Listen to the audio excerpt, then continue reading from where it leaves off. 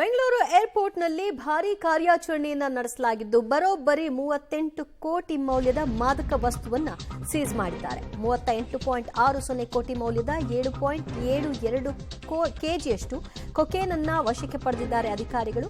ಬ್ರೆಜಿಲ್ನಿಂದ ಬೆಂಗಳೂರಿಗೆ ಸರಬರಾಜಾಗ್ತಾ ಇದ್ದಂತಹ ಡ್ರಗ್ಸ್ ಇದಾಗಿದೆ. ಓರ್ವ ಪ್ರಯಾಣಿಕನನ್ನ ಈಗಾಗಲೇ ವಿಚಾರಣೆ ನಡೆಸ್ತಾ ಇದ್ದಾರೆ ವಶಕ್ಕೆ ಪಡೆದು.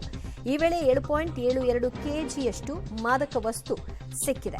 ಇತಿಹಾಸದಲ್ಲೇ ದೊಡ್ಡ ಮಟ್ಟದ ಡ್ರಗ್ ಜಪ್ತಿ ಮಾಡಿರುವಂತಹ ಕಸ್ಟಮ್ಸ್ ಅಧಿಕಾರಿಗಳು ಎನ್ಡಿಪಿಎಸ್ ಆಕ್ಟ್ ಅಡಿಯಲ್ಲಿ ಪ್ರಯಾಣಿಕನ ಬಂಧನ ಕೂಡ ಆಗಿದ್ದು ವಿಚಾರಣೆ ನಡೀತಾ ಇದೆ.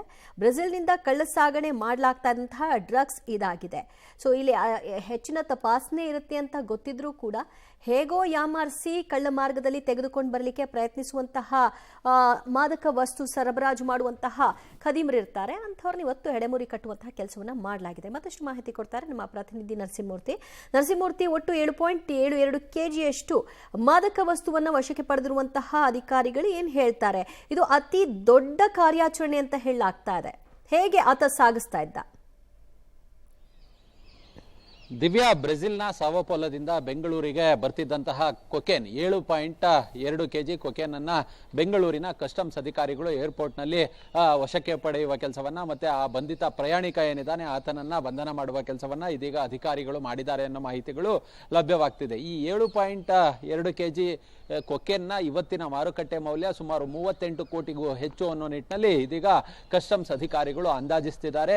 ಯಾಕಂತ ಹೇಳಿದ್ರೆ 38 ಕೋಟಿ ಮೌಲ್ಯದ ಬೃಹತ್ ಕೊಕೇನ್ ಅನ್ನ, ಅಷ್ಟು ಮೊತ್ತದ ಮೌಲ್ಯದ ಕೊಕೇನ್ ಅನ್ನ ಆತ ಬ್ರೆಜಿಲ್ನ ಸಾವೋಪೋಲದಿಂದ ಅಕ್ರಮವಾಗಿ ಫ್ಲೈಟ್ ನ ಒಳಗೆ ತಂದಿದ್ದಾನೆ. ಅದಾದ ಬಳಿಕ ಅಲ್ಲಿನ ಎಲ್ಲ ಕಸ್ಟಮ್ಸ್ ಅಧಿಕಾರಿಗಳಿಗೂ ಕೂಡ ಕಣ್ತಪ್ಪಿಸಿದ್ದಾನೆ. ಹೇಗೋ ಆತ ಬೆಂಗಳೂರು ಏರ್ಪೋರ್ಟ್ ಒಳಗೆ ಬಂದಿದ್ದಾನೆ. ಫ್ಲೈಟ್ ನಲ್ಲಿ ಬಂದು ಏರ್ಪೋರ್ಟ್ ನಿಂದ ಹೊರಗಡೆ ಬರಬೇಕು. ಅಷ್ಟರಲ್ಲಿ ಕಸ್ಟಮ್ಸ್ ಅಧಿಕಾರಿಗಳು ಆತನ ತಪಾಸಣೆಗೆ ಒಳಪಡಿಸಿದಂತಹ ಸಂದರ್ಭದಲ್ಲಿ ಇದೀಗ ಆತನಿಂದ ಬೃಹತ್ ಪ್ರಮಾಣದ ಕೊಕೇನ್ ಅನ್ನ ಸೀಸ್ ಮಾಡುವ ಕೆಲಸವನ್ನ ಮಾಡಲಾಗಿದೆ. ಮತ್ತೆ ಆತನ ವಿವರ, ಈ ಹಿಂದಿನ ಪ್ರಕರಣಗಳು, ಮತ್ತೆ ಈ ಹಿಂದೆ ಯಾವ ರೀತಿಯಾಗಿ ಏನಾದ್ರೂ ಪ್ರಕರಣಗಳಲ್ಲಿ ಭಾಗಿಯಾಗಿದ್ನ, ಹೀಗೆ ಹಲವು ಆಯಾಮಗಳಲ್ಲಿ ಇದೀಗ ಕಸ್ಟಮ್ಸ್ ಅಧಿಕಾರಿಗಳು ಆತನನ್ನ ವಿಚಾರಣೆ ನಡೆಸುವ ಕೆಲಸವನ್ನ ಮಾಡ್ತಿದ್ದಾರೆ. ದಿವ್ಯಾ, ಥ್ಯಾಂಕ್ ಯು ಮೂರ್ತಿ ನಿಮ್ಮೆಲ್ಲ ಮಾಹಿತಿಗೆ. ಇದು ಮೊದಲ ಬಾರಿಗೆ ಇಷ್ಟು ಧೈರ್ಯ ಬರಲಿಕ್ಕೆ ಸಾಧ್ಯ ಆಗಿಲ್ಲ.